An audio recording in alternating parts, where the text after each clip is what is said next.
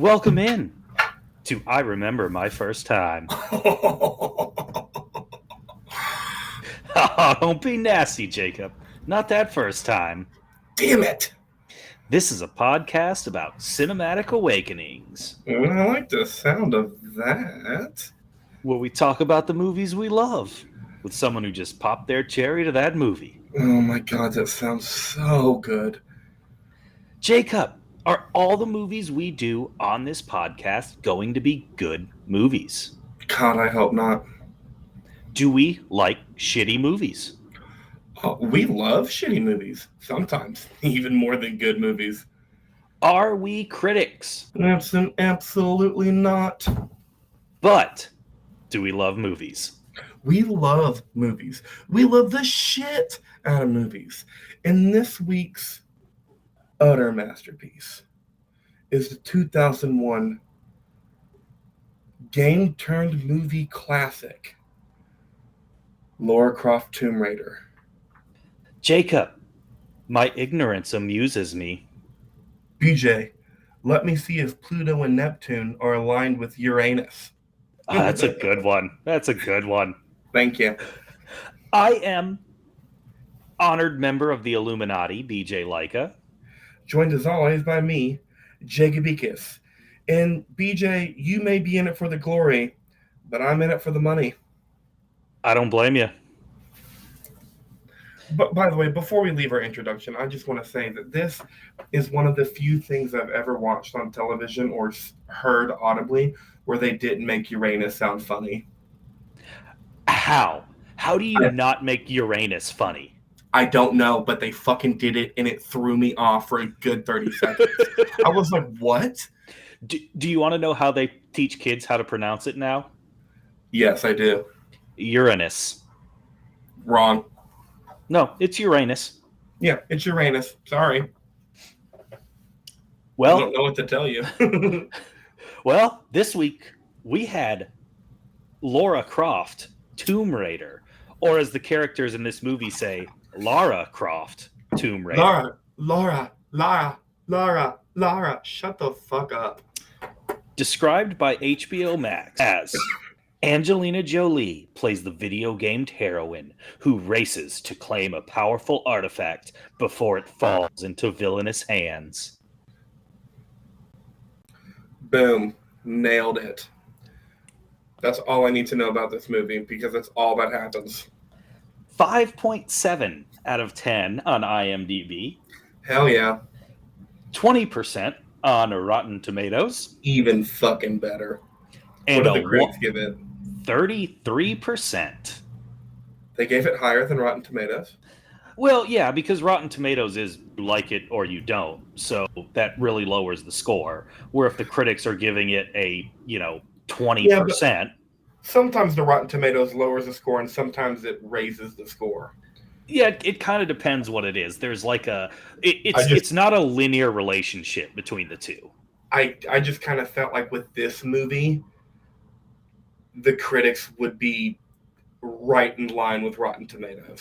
Because I watched this last night. I know what it is. You know what it is. But do you know what Roger Ebert thought it was? I think I do. I think Roger Ebert hated the shit out of this movie. I would bet my life that Roger Ebert hated this movie. Well, I'm really glad you didn't bet your life because you'd be dead. Because Roger Ebert gave this movie 3 out of 4 stars. That's a thumbs up for Roger Ebert. Fuck Roger Ebert. Fuck him. Fuck him.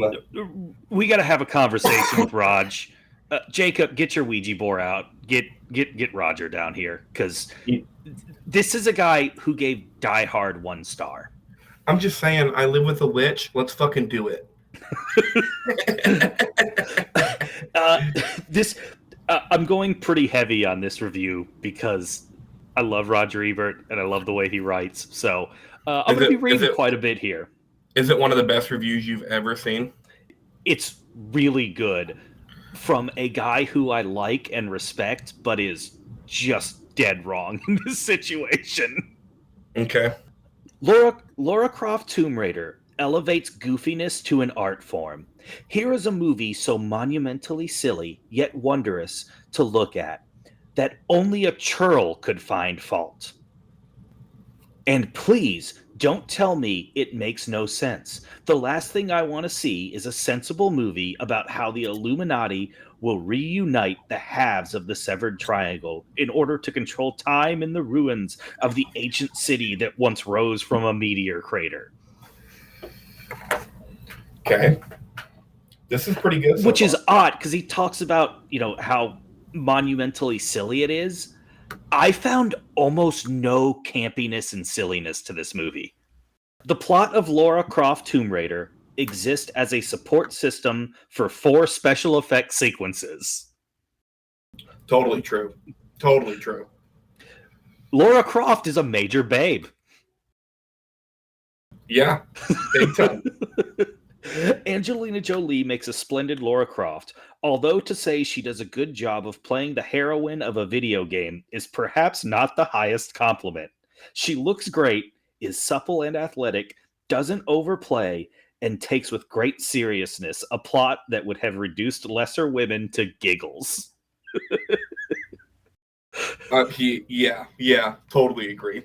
And it's funny. I didn't put this in my trivia, but at this point in Angelina Jolie's career, she said this was the hardest role she had ever done because Lara Croft's attitude and how she handles life is just not like Angelina Jolie is personally. So every time she showed up on set, she had to get in that mindset, which I think is really funny based off what Raj just said.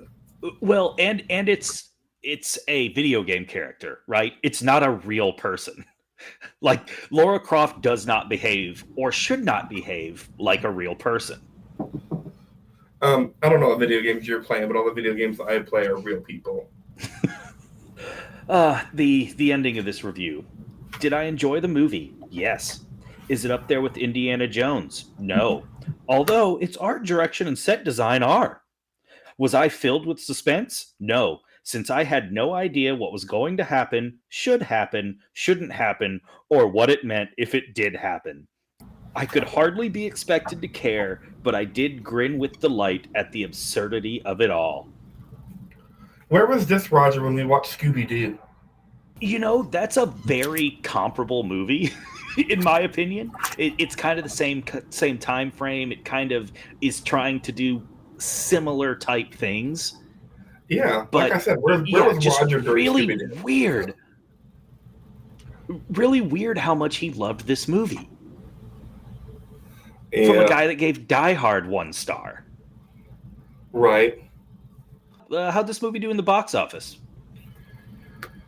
Oh, good enough to get a second movie. Obviously. Its budget was $95 million in 2000. Today, that's $160 million. Okay, That's all an right. expensive fucking movie. That is very expensive. Its worldwide gross in 2001 was $131 million. So today, that's $220 million. All right, good enough to get a second movie. Yeah, almost doubled its budget. Easy. Well, Jacob, what'd you think of this movie? I enjoyed it. It's only an hour and 37 minutes, so an easy 97 minutes. It opens up with Angelina Jolie looking fine as hell. The only thing that she could have had anything going on better is just a little bit bigger of a butt, but That wasn't a thing in 2001. yeah, whatever. She's a 9 here. She can't be a 10. Sorry, but just opens this movie fine as fuck, battling this robot with these sexy ass thigh holsters, and I'm just like, this movie's awesome already. That's the best part of the costume is the thigh holster, right? Yeah, well, that and the white tank top. Yeah, I mean, this podcast is.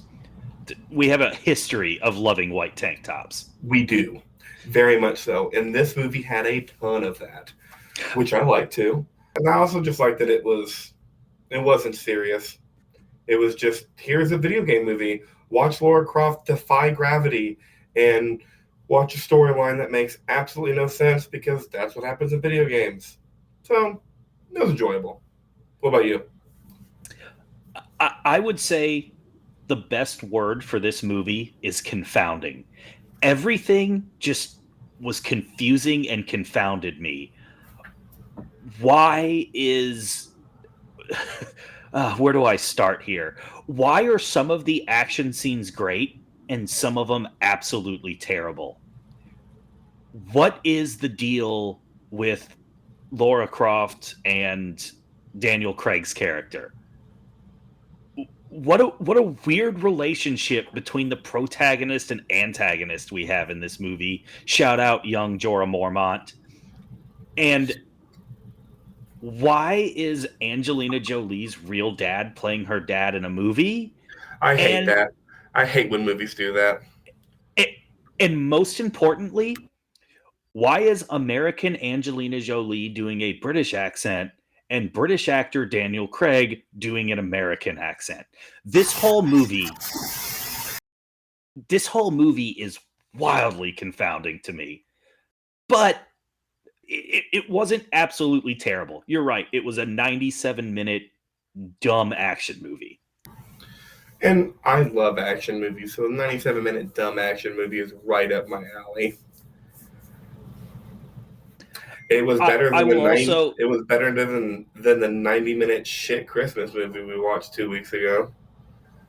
I will also say that I have never played a second of the game Lara Croft Tomb Raider, and the two previous movies I saw to this one were Die Hard and Black Panther.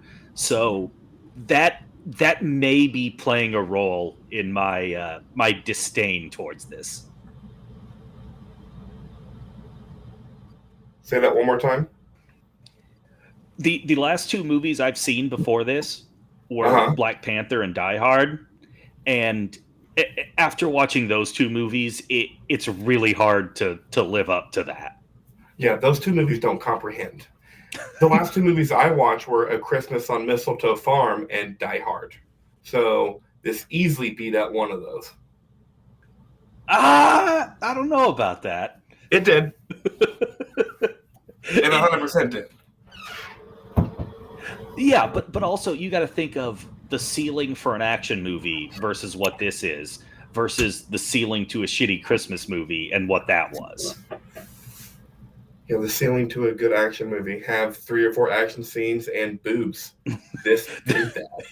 A lot of action movies don't put in boobs. Well, speaking of boobs, what'd you like about this movie?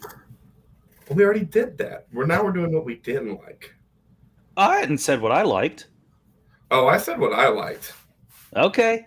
So I'll go with what I didn't like, and then you go with what you liked. What I didn't like, it was stupid. This movie insulted my intelligence, and then didn't stop insulting my intelligence. It just kept doing it. So it insulted my intelligence so quickly that I just kind of zoned out on all the plot points. Mm-hmm. Fair. That's basically what happened to me. I was like, all right, this doesn't matter. Not one fucking bit. Cool. So I liked how good looking the cast was. Not just Angelina Jolie, Daniel Craig, and young Jorah Mormont, Ian Glenn, looking like British Banderas. What great bone structure that guy has. Yep. What a face. That reminds me of JP from Grandma's Boy when you say that. Let me sit on your face. Or no, will you please sit on my face? Will you please sit on my face?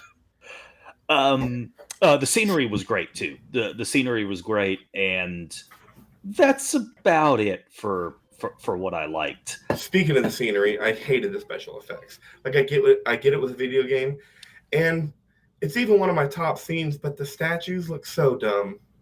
Oh, and they're supposed to be big and bad and menacing, and then they just crumble with a single gunshot or punch.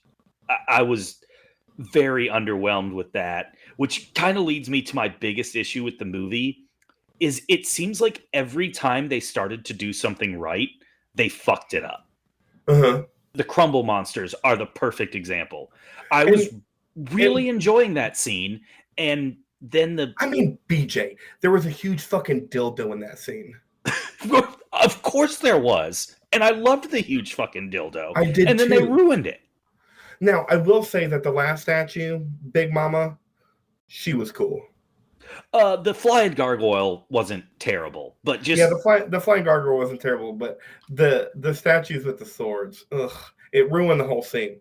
yes, and spoiler alert, that's why that scene's not on my Rushmore. Well, the scene's on my Rushmore because of Big Bitch and the gargoyles. But anyways, let's keep going. Anything else you didn't like? You already mentioned it. Obviously, the plot was stupid. Like I said, it insulted my intelligence so much early on in the movie. I just kind of zoned that part out. Yeah. So this begs the question, and I think we both know the answer. Was this a good or a bad movie? It was bad. Yeah, it was bad. But it wasn't necessarily an unentertaining bad. No, yeah, I mean, I was entertained the entire time I watched it. You gonna watch it again? Probably not. This is the second time in my life I've seen it. That's about all I need. Yeah, I think you're good. I didn't even really need the second time, but when you watch something at 14 years old and Angelina Jolie looks like that in the movie, you remember it pretty fondly. Well, I guess it's time to get deep into this movie. BJ, how deep are we getting? Rushmore deep, baby. Damn, I was trying to get you to say balls deep. I don't say that word, that phrase. Why not? It's just not a phrase that's in my vocabulary. I don't like it. You don't go balls deep ever? I do, but I don't say it. You pretty much just said it. I pretty much made you say it. And that's what I wanted. So whatever helps you sleep at night, big boy. The Mount Rushmore of scenes. I'm going to make you say it one day. You're going to lose a bet with me. I'm going to make you say it on this podcast. That's what's going to happen. Okay. All right, let's go. Mount Rushmore of scenes. You start us off, number 4. Actually, let me start us off. Actually, no, you go. Okay, I'm going to get real weird here at number 4. Both shower exit scenes. Me too. Me fucking too. Oh man, I thought I was gonna get so weird on that one, and you have the same thing.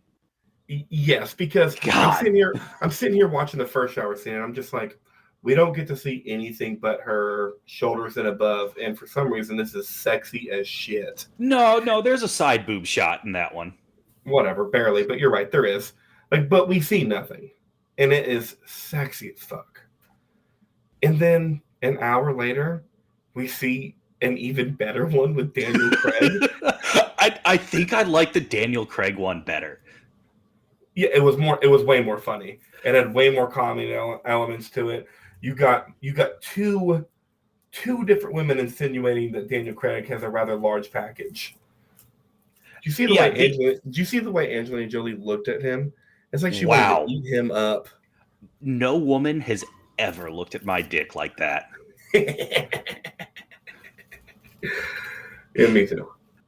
So the Italian maid saw Daniel Craig's dick. Oh, 100% she saw Daniel Craig's dick. That's what that scene was. Do you know whose dick the Italian maid didn't see? Yeah, I do. It was Michael Douglas, because he didn't show us his dick in Basic Instinct because he's a fucking douche. Show us your dick, Michael Douglas. It doesn't get old, man. It doesn't get old. It never will. He got paid $15 million just in case no one's listened to that episode. And Sharon Stone showed her Wahoo-ha and got $150,000.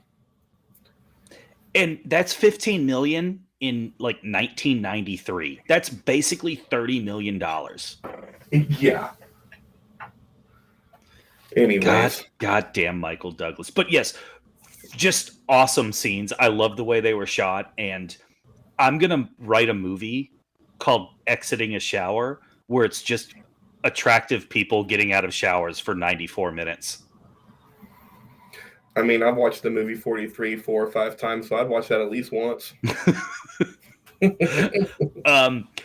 Did we miss anything you wanted to add other than just they were just fun and cool, and the Daniel Craig one was super funny. By far the funniest part of the movie. Yeah. No, I don't have anything else to say. My number 3 scene is the Cambodia scene. Okay, where does it start? Where does it end? It starts with her in the Jeep. Okay. Not when she gets dropped off, because I consider her being dropped off being part of the scene with her dad's letter. But let's just touch on that for a second. How ridiculous is it that she flew to Cambodia in a Jeep under a helicopter? She didn't fly the entire way, right? Like they left at like a small airport in Hanoi or something, right? Of course. I mean, time doesn't exist in movies. It doesn't matter. I love the fact that I love that we're just destroying ancient artifacts. That was a thing I found funniest, and also that she found a side entrance, because why wouldn't she? And then we've already talked about the big O dildo. Loved it. Yeah, just And needed that extra little bit. Just I, that extra little bit. I love the immediate influence that the Matrix had in cinema, because you had people dodging the spears like they were in the Matrix, like it was Neo. I saw that and I was like, cool. I caught that too, and I thought it was dumb as shit. And just bringing up the big dildo again, I love that Big Mama got killed by the big dildo. I love that Big Mama got killed by her own dildo. That is a weird sentence. I know, that's why I wanted to say it. So the gargoyle stone monsters with the swords, that's why it's 3 and not 2. Yeah, correct. I think you're going to get upset with my number 2, but what's your number 3? Well, my number 3 is both scenes right before they enter the battle, where Angelina Jolie is talking to the mystical little girl that has powers. I actually kind of found that some of the most intriguing part of this movie. And you have, before those, you have just wide landscape scenery shots that just look beautiful and really cool. And I think that's kind of the most video gamey it gets, where you get those big entrance scenes before you go into the fight scene. So I really like both of those, the one in Cambodia and the one in Siberia. Mm-hmm. I just thought that they looked great on my television, and not all of this movie looked great. It did not. Those are on my Rushmore too, but I cheat with the finale and start the finale there and go to the end of the movie. But we'll get to that once we get there. And I would even like maybe throw in them like entering the dead zone and the Cambodian natives helping the bad guys pull the statue down, and that sort of stuff. I could add that to it pretty easily, because I kind of like those things too. Yeah, I feel you. So that was your number 3, right? Correct. So my number 2 is the finale, and I started off with her and her all white getup, because she wasn't in a tank top in this scene, but she looked the hottest she looked all movie in her all white getup. And she's wearing very little, not like little in terms of showing skin. Everyone else is full parka, beanie, neck scarfed, and she basically has on a long sleeve tee. Yeah, and skin tight clothes. Oh yeah, like not blocking out any of the cold. And again, thigh holsters. Key. I love the big old ice boats that are also tanks. Those are fucking cool. Oh yeah. I always called them duck boats. Is that not the correct term? I have no idea. I know they're ridiculous, and I want one. I saw one on sale on Facebook Marketplace like a year ago, and I was trying to get a friend to buy it because I don't want it, but I want a friend that has one. Yeah.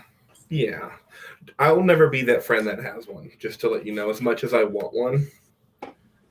So, just letting you know. But I loved climbing up the planets because they tried to make it so cool and it was so stupid.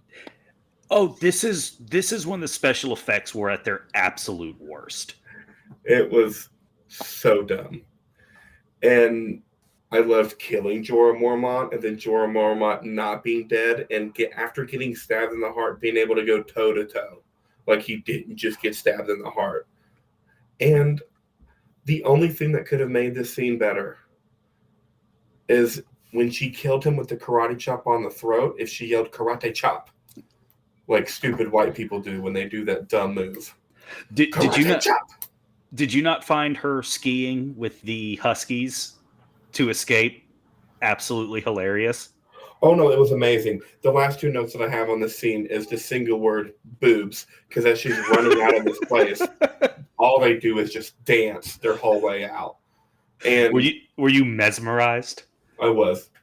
And then LOL, the skiing is my last note. The skiing was hilarious. I will also like to say our obligatory every episode wrestling reference.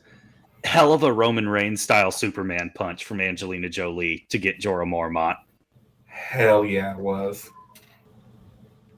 All right, what's your number 2 scene? Again, this is a really weird list for an action movie, but the scene where Angelina Jolie and Ian Glenn, Jorah Mormont, are in the meeting place of the Illuminati, I thought was the only time. That scene is so fucking cool.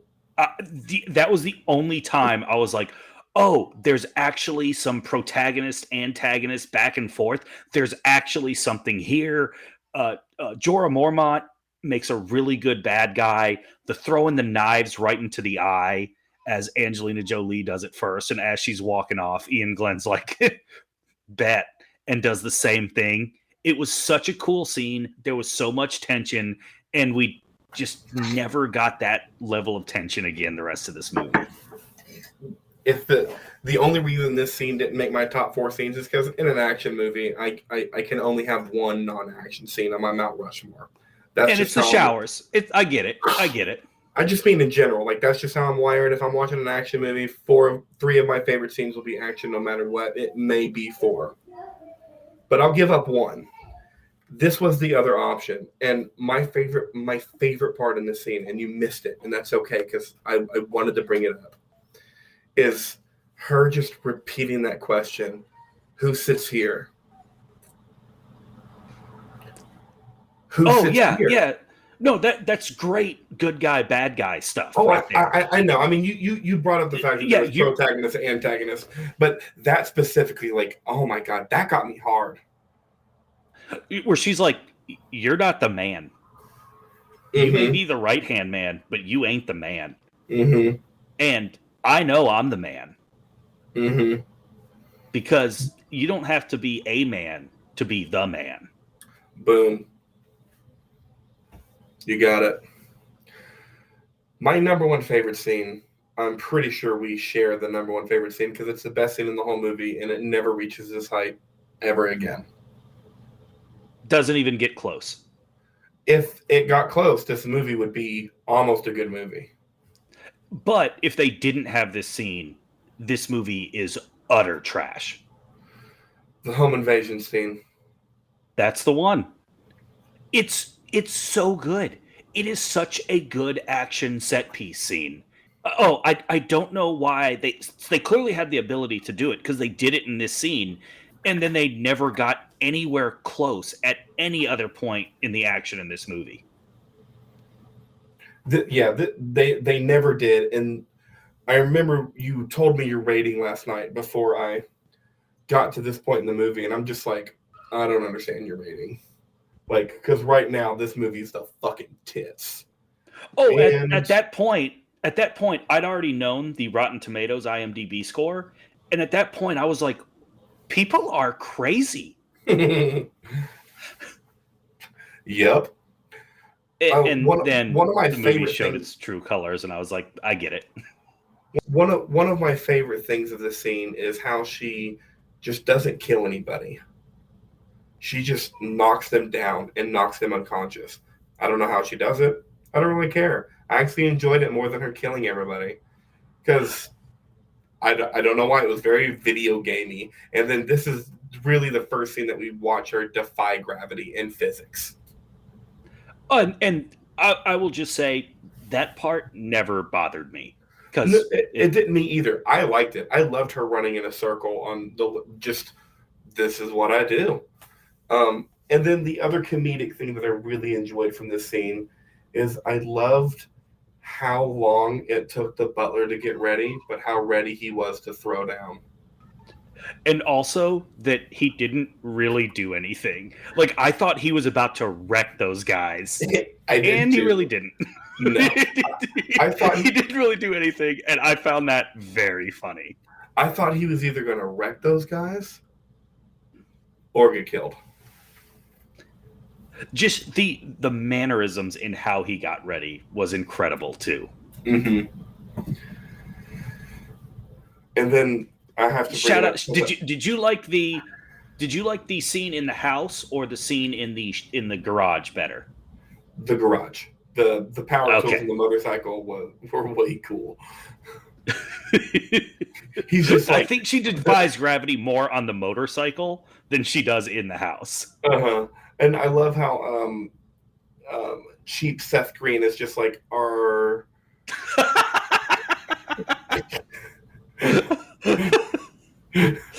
yeah, he was very Seth Green in the Italian Job. I got you. He was just like, "Are you armed?" And her dumb response is, "In one way or another." I was like, "Okay, cool, let's do this. I'm ready for this scene," and it was awesome. And like, you know, it starts off. She's like, "Oh, we have all these rooms. You can stay in the house." And he's like, "Nah, I prefer to be out here." And I'm thinking he's gonna be living in some shitty trailer. It's like a kick-ass Airstream. Yeah, of course it is. Her her estate has 39 rooms.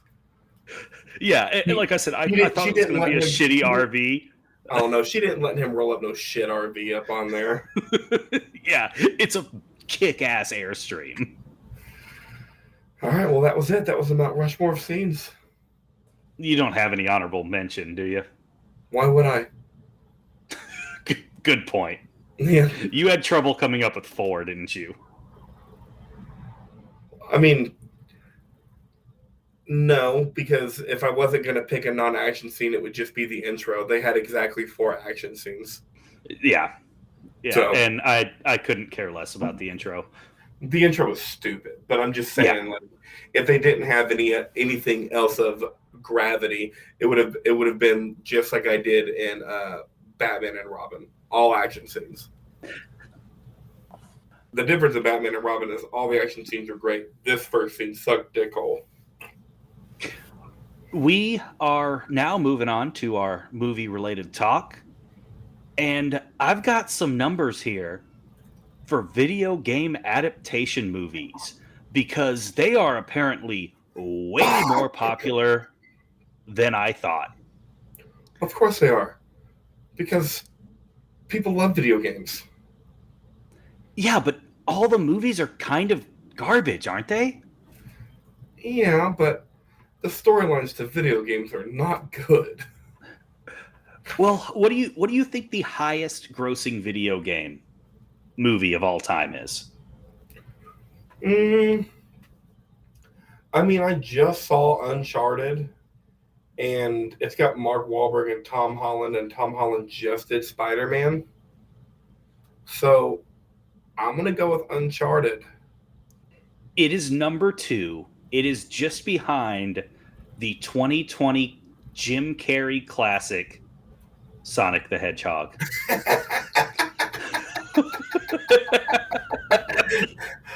Oh my God. Sonic the Hedgehog grossed $149 million. The same people that created Sonic the Hedgehog created Violent Night, so we are in their debt technically. We are. Number 3, Pokemon Detective Pikachu, grossing $144 million. That movie's garbage. I grew up playing tons of Pokemon, and I wanted to see that because why wouldn't I? And I watched 3/4 of it, and I'll never see the other quarter I didn't watch because it's You don't. garbage. You don't need to. It was on. It Laura, was on in the back. You've seen it? yeah, I've got kids. Oh, duh. Me having no kids forgets which of my friends have kids. My life is really hard. Look, shut up. It's probably super cheap too. Lara Croft Tomb Raider at number 4. With inflation, with inflation, it's probably number 1. I didn't really care to calculate all the inflation. I didn't care. I don't care that you didn't care. Number 5 is a movie I did not know existed that grossed $108 million, and that's the Angry Birds movie. Oh, yeah. It was big. Didn't know it existed, and it made $108 million. What were you doing in 2016 The last of to these not know it existed? Yeah, I'm looking at the list right now. It looks like it was released May 20th, 2016. My first child was born May 21st, 2016. Yeah, you know what you didn't give a shit about? The Angry Birds movie. Yeah, I had more important things on my mind. And the last of these to gross over $100 million is the Dwayne "The Rock" Johnson classic, Rampage. Oh, I've never seen that movie, but I'll watch it at some point. You've claimed that you love a rampage on this podcast. I have claimed that I love a rampage on this podcast, so I'm going to have to watch Rampage. Finishing out the top 10, I'll just finish out the top 10. Can I guess? Here. Can I guess? Can I guess? Yeah, go ahead. There's I went through 6, so there's 4 more. Oh, okay. I was going to guess the very last one because I thought you were done. Let's see if you name the one that I'm thinking about, because I loved this movie growing up and it was so shit. But go ahead and keep going, and if it's not named, I'll guess it. Number 7 is Prince of Persia: The Sands of Time. Oh yeah, where white Jake Gyllenhaal played and a Persian. Keep going. I love this. Yeah, but Jake Gyllenhaal gave us one of the greatest songs of all time in All Too Well, so he's a piece of shit, apparently. Number 8, Pokemon, the first movie, Mewtwo Strikes Back. What a fucking title that is, man. I don't know if I agree with that because it's an animated movie. Okay, well, I'm just reading you a list. I know. Number 9, this may be the movie you're talking about, 1995's Mortal Kombat. It was, yes. I love that movie. I've watched that movie more times than I care to admit. And Get over here. The newest remake on HBO is incredible. If you haven't watched it, it will be on this pod. I have not. Cool. I'm excited. And the final in the top 10 list, very fitting, is the Lara Croft Tomb Raider, The Cradle of Life. She got 2 spots on the top 10? Yeah, but that movie only made $66 million. I'm curious what that budget was. Jesus Christ. That's really all I got for these video game adaptation movies. Is there anything else you want to know about these? Nothing. Let's keep going. Character breakdown, baby. We have to start with the, no pun intended, titular character, one Lara Croft. You intended that pun. Don't you fucking lie on me. I absolutely intended that pun.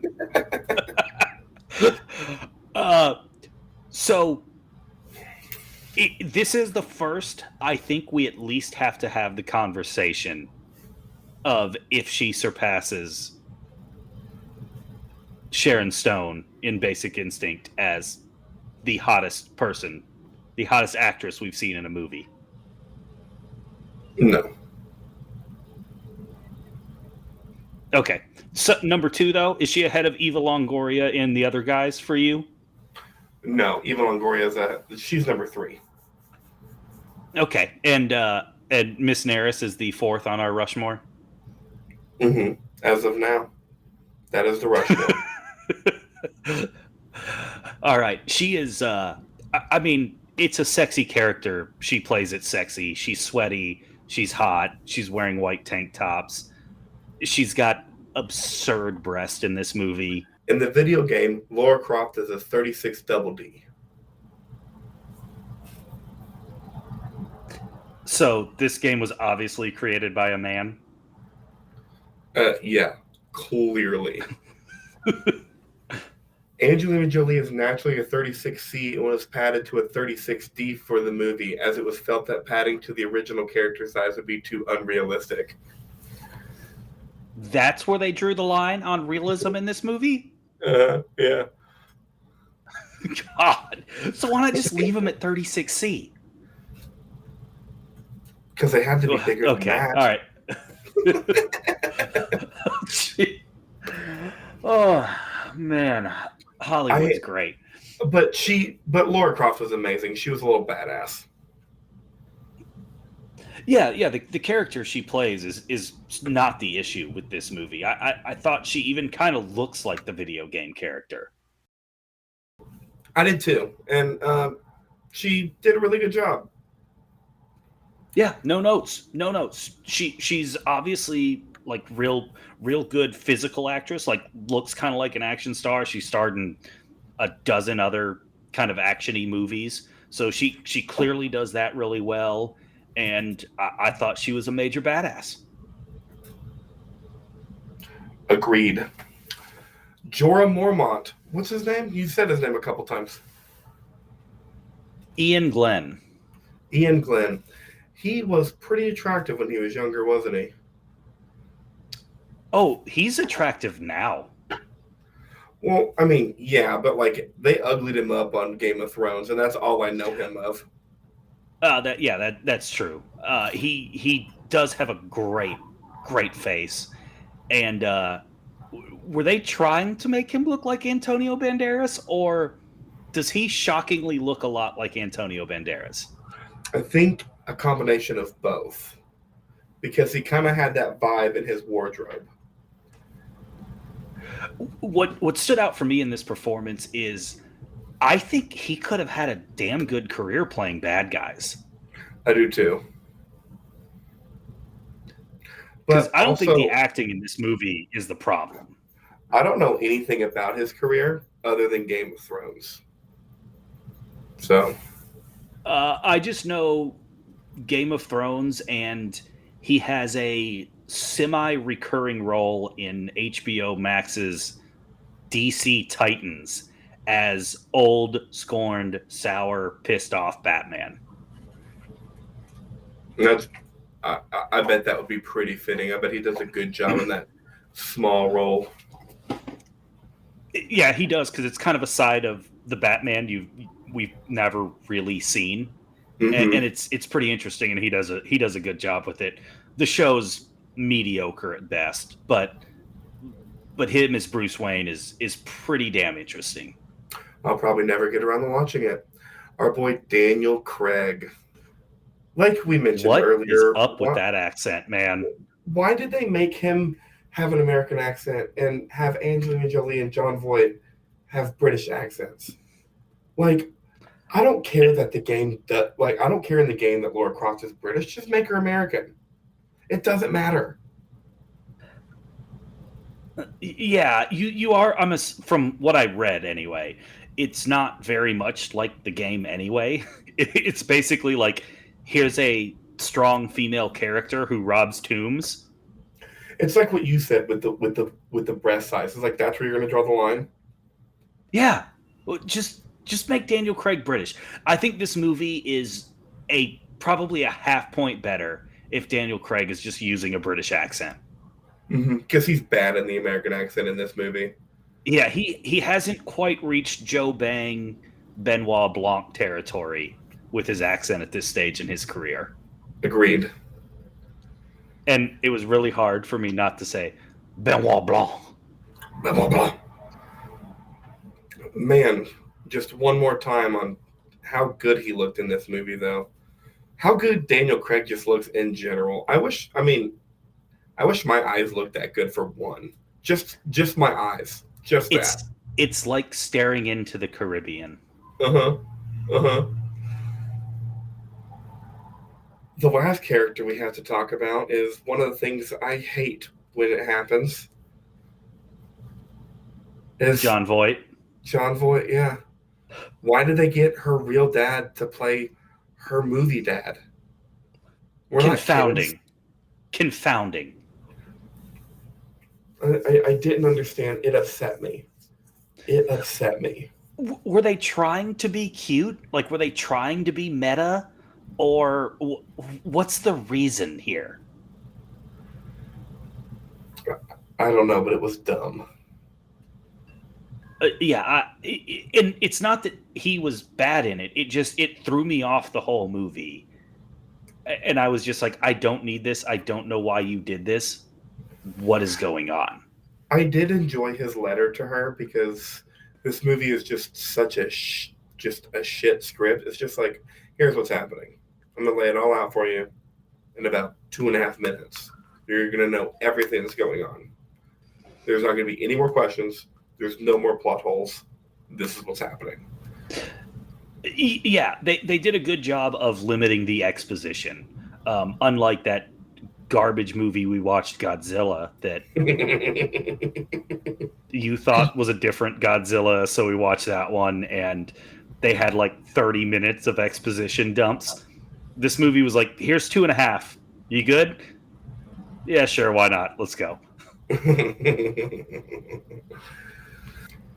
Now we're on to my favorite part. You told me there was a lot of trivia and facts for this movie. A lot is a stretch. There was a good amount. There were 66 pieces of trivia. That's a lot. Yeah. I mean, typically when I say a lot, there's over 100. Oh, okay. Like, I can get through 66 bits of trivia in about 15 minutes or less. All right, so give me the good ones. Let's go. Okay, so I'm going to start with movie trivia. This film marks the first time in more than 3 decades that a Hollywood production has been filmed in Cambodia. The previous film being Lord Jim from 1965. Oh, what happened after 1965 that we weren't going into Cambodia?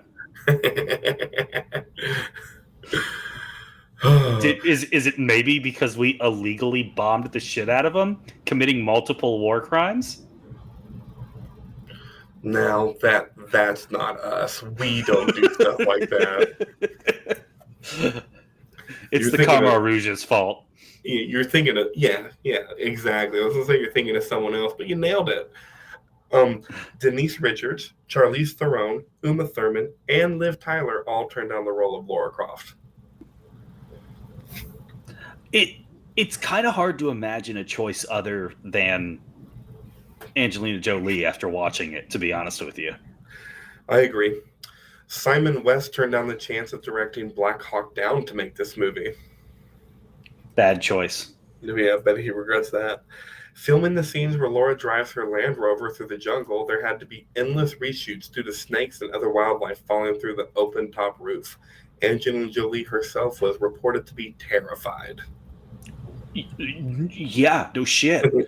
Yeah, jungle animals are fucking nuts. I like, no. Yeah. And here's the thing that I tell people: snakes don't scare me. Poisonous snakes scare me. Mm-hmm. And I've never been to a tropical jungle, but I've seen pictures of the shit that lives in there, and it's frightening. Lara never wounds or kills anyone with a gun in this movie, except when she uses the gun to hit one of the robbers in the head while she rides past him. Okay, all right. Which is kind of astounding, seeing how the biggest part of that outfit is thigh holsters. Right. In the early drafts of the script for the film, before it went through many revisions, the background history and reasons for tension between Alex and Lara was different. It was explained how Alex was Laura's former lover and not just a fellow adventurer, and after the last job they did together, they had an argument which ended with him leaving Lara on top of some mountain completely nude. There were also some drafts where this was reversed, and it was Lara who did that to Alex. Despite this, later in the script, when she catches him in the shower, like in the film, she's also nude for some reason, and they end up having sex. This is apparently why the entire relationship between the two was one of the first things which Angelina Jolie and Simon West wanted to change.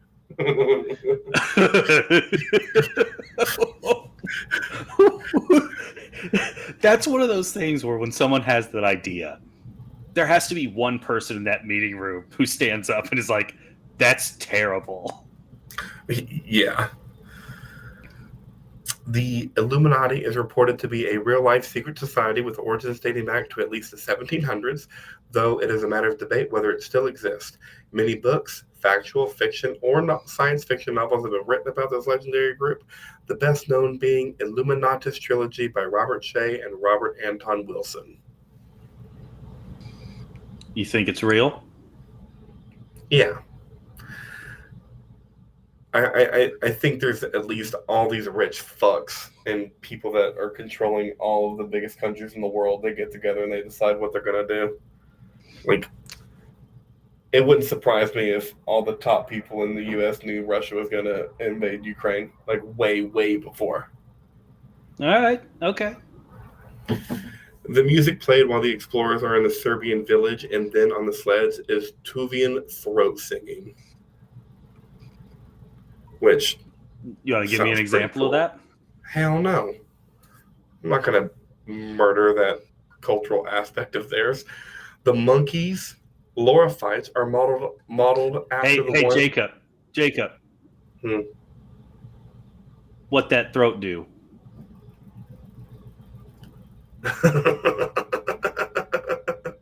I don't even know how to respond to that other than not do throat singing. The temple on the hill in Cambodia at which Lara lands is, and I'm going to butcher this, Nam Pakeng, which is just outside the south gate of the city of Angkor Thom. Next, we see her drive her Land Rover. Lara is at Bayon at the center of Angkor Thom. The temple with trees overgrown on it where Lara falls into the hidden tomb is Ta From. That was so difficult. I just did that for people that want to go visit Cambodia. Those are I don't know why you put yourself having to pronounce the names of Cambodian cities. They're not even cities; they're ancient ruins, so it's even harder. Yep. This is game trivia. Originally, Lara was going to be naked in the shower scene, similar to the epilogue of the video game sequel, but the idea was dropped in order to avoid an R rating. So the film could secure a PG-13 rating instead. Only her side boobs are seen. In the behind-the-scenes making of Digging into Tomb Raider, a glimpse of additional shower scene with Lara is shown where she is showering somewhere outside near some trees or plants, but this was cut from the film. September 2000 magazine article by Jeanette Walls report how a nude model was used as Jolie's body double for her nude shower scenes and one where she throws a towel away after showering. All the nudity with the double was cut for rating. Okay. Many of Lara's action moves are known and loved by aficionados of the video games. Drawing weapons mid-somersault, swallow dives into water, forward rolls to reverse direction are signature moves of the experienced player. Never played, don't know, but looked cool. When Lara starts smashing the clock with a hammer, the butler uses a silver tray to protect his face. This is a reference to the games in which, while exploring Croft Manor, the player can shoot at the butler, who then also uses the tray he's carrying around to protect himself. All right. Towards the end of the film, when Lara finds a bunch of wolves, she says, "Aha!" This was a link to the original games where Lara would use the phrase whenever she picked up an item. And last on the video game trivia was Angelina Jolie was extremely hesitant towards wearing Lara Croft's famous short shorts that she wears in the games in the opening fight scene with Simon. However, she eventually agreed because she knew it would make the fans of the character happy. And one way or another, she's totally right. I mean, they're like bike short length. They're not like cheeky shorts. Well, in 2001, that was short, though. Okay, all right. At least I would assume, because you're right. They're really not that short. I saw rap music videos from 2001. There were shorter shorts. and they were all at car washes for some reason. Weird how that works, isn't it? I saw the Dukes of Hazzard movie with Jessica Simpson. There were shorter shorts. What a trash movie. I can't wait till we do that one on the pod. This is Angelina Jolie trivia. Angelina Jolie denied the rumor that she only accepted the Lara Croft part just to annoy ex-husband Johnny Lee Miller because he would ignore her to keep playing the Tomb Raider computer game. Though she did jokingly admit that she hated Lara because she was the one keeping Miller up all night and not her. What a freak. Angelina Jolie agreed to do the first film because of all the locations she would get to visit. She fell in love with Cambodia, leading her to move there and help with a minefield cleanup. It was also where she met and eventually adopted her first son, Maddox. I was going to say, I think at least some of her kids are Cambodian. Yup. Angelina Jolie received, and I also think it's cool that she moved there to help with minefield cleanup. Oh, yeah. No, she's done a lot of charitable work, real charitable work. Yeah. Angelina Jolie received weapons training from an instructor of the SAS, the United Kingdom's elite special forces, to prepare herself for this role. She did her own bungee ballet, and according to an interview with her on The Tonight Show with Jay Leno in 92, or not 92, sorry, that's when the show started, she injured her ankle on the first take when landing on top of the chandelier went bad. So that part of the scene had to be done over again after she recovered. What was that called? Bungee ballet? Yeah, bungee ballet. Sign me up because it looks fun as shit. Yeah, about that. Angelina Jolie stated in an interview that she kept Laura's holsters and has them at home. Tight. How often do you think her and Brad Pitt did something with those? Ooh, man. What is when she's wearing that? What is Brad Pitt? Does he have to wear the Achilles, like gold chest plate? Oh, 100%. He has to be Achilles from Troy. The film helped transform Angelina Jolie into a Hollywood superstar and as a female action star. And BJ, the last bit of this Angelina Jolie trivia is specifically for you and Rania. Angelina Jolie took drug tests to test her mental well-being during filming due to concerns about the rumors of drug use in her relationship with Billy Bob Thornton. Yeah, that Billy Bob Thornton thing was weird, man.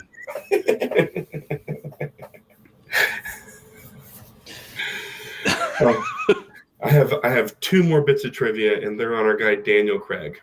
The gun that Daniel Craig uses in the Tomb of the Dancing Light is a Walther P99, the signature weapon of James Bond before he switched back to the PPK, which he wielded this weapon again as 007 in Casino Royale. And I was like, cool. Foreshadowing, baby. And this one's for both of us. A year after this film came out, Daniel Craig voiced his frustrations with the film in an interview with The Telegraph, quote, "I didn't enjoy making Tomb Raider at all. I hated it. I did it to get a profile, and it didn't turn out like that. You're working on scenes which make no sense whatsoever. I can't do that superhero stuff."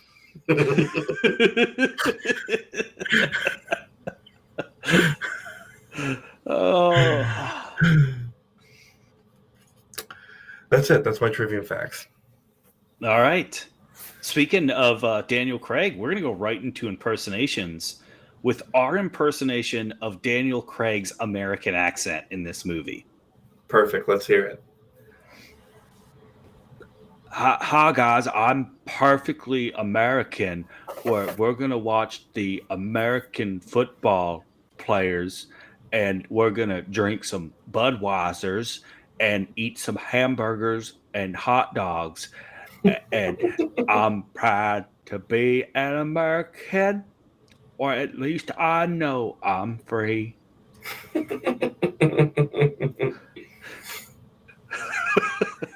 I don't know what accent he's even going for in this. Yeah. It is wildly fake. Yeah. That was good. This is such a weird one to do. Okay. Hello. I like American stuff because I am American. And this is how Americans talk. This is bad. That's all I got. Well, you can't win them all.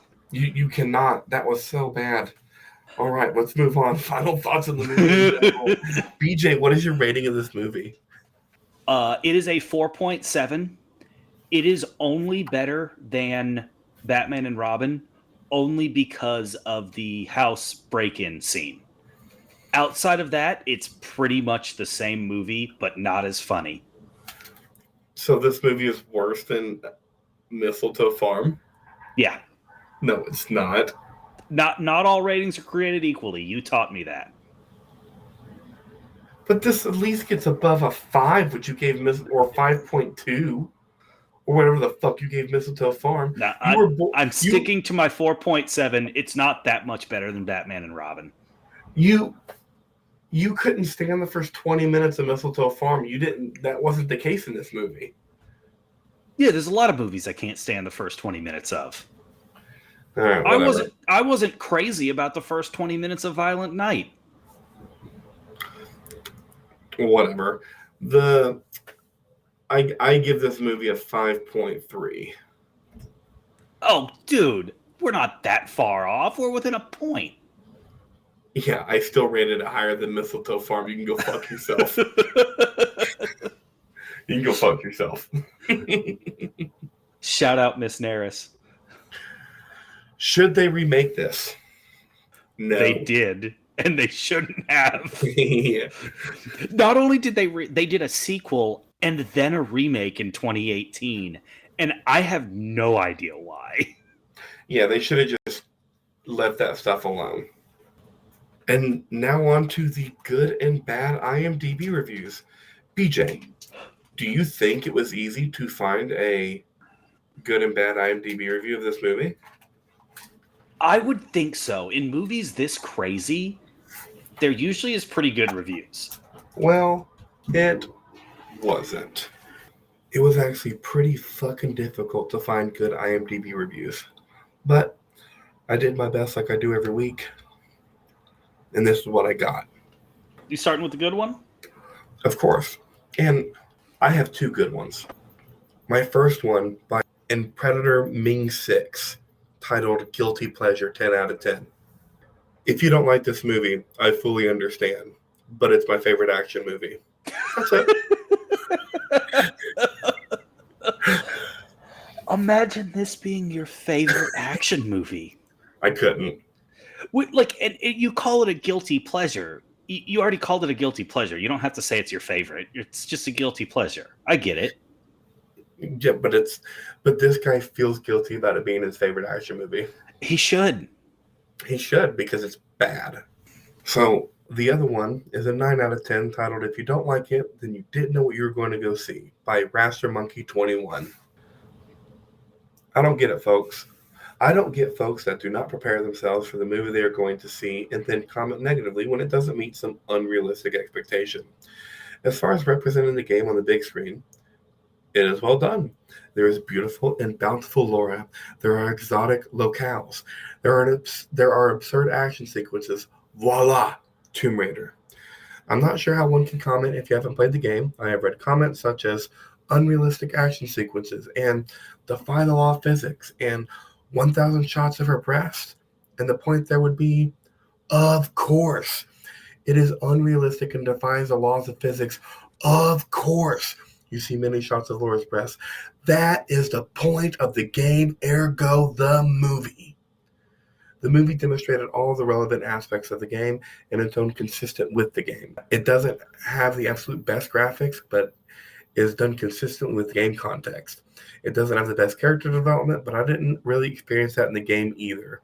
Indy was Indy, The Matrix was The Matrix, Tron was, well, the best there ever was. This...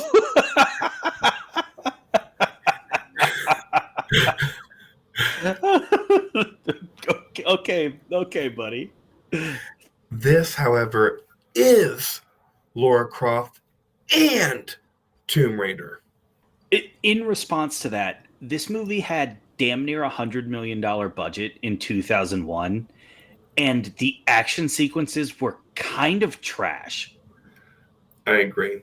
I do agree with him on his first comment about folks that don't prepare themselves for the movie they're going to see, because Like, I've mentioned this before. The Love Guru. Everyone Ah, hated your that shit. love guru comment again. What? It's fucking true. I'll make it every time this gets brought up. No, he's not wrong in that part, but I was still expecting more than this. That's fair. And I think IMDb user Boob Raider agrees with you. Here's his 1 out of 10 review. Oh, I'm sorry. It's Violin16 agrees with you. He titled it Boob Raider. Awesome. Points Boob for the Raider. title. Yeah, Boob Raider would have been a killer username, too. If I took the time to list all the things that were wrong with the movie in relation to the video game, I would be sitting here 3 days. So I'll try to... 72 hours of things wrong. So I'll try to summarize what was accurate. Her name was Lara Croft. She did some tomb raiding. She was British. That about covers it. Didn't even have to be British. Wouldn't have cared. Yep. The action sequences were tolerable. I will give it that. Though after a while, they got a bit tiring and I lost count as to how many times Lara Croft defies the law of physics. I guess that's a bit consistent with the games at any rate. Lastly, this movie pandered to the worst thing about the Tomb Raider franchise, Lara Croft's breasts. Yes, I know she's attractive. She has breasts that defy gravity and a few other physical constants. But please get over it. If this is the most interesting part of the Tomb Raider saga, just turn the game into a lame porno flick and get on with your lives. It's not worth wasting our time with bad writing and dialogue just so Angelina Jolie can flash her breast to the camera some 600 times in the span of 2 hours. To conclude, as a Tomb Raiders fan, this movie made me ill, and I feel I wasted $6.25 on it. If you're interested in action, rent something with better acting, or play the games. If you're interested in boobs, the adult section is usually in the back of the video store. I like that review. The most shocking thing is you could go to a movie theater and see a movie for $6.25 in 2001. Right? Let's go back to that. Oh, inflation's a bitch. Real big time. Should people watch this movie? The answer is, if you like playing the video game, sure. Otherwise, no. Yeah, there are plenty of better mindless action movies out there. There are other movies that have women in like tank tops out there. Yeah, just find a Michelle Rodriguez movie. There are other movies with badass female heroines. Go watch Columbiana. Yeah, go watch all of those movies. Not this one. Skip this one. Skip the sequel and skip the remake. We will. Yes, we will. Oh, BJ, that was a shitty first time for you, wasn't it? Yeah, that was not great. Sorry, bud. That was us at IRMFT. Follow us on Facebook, Instagram, Twitter. We're also on Reddit. IRMFT Pod. Bye.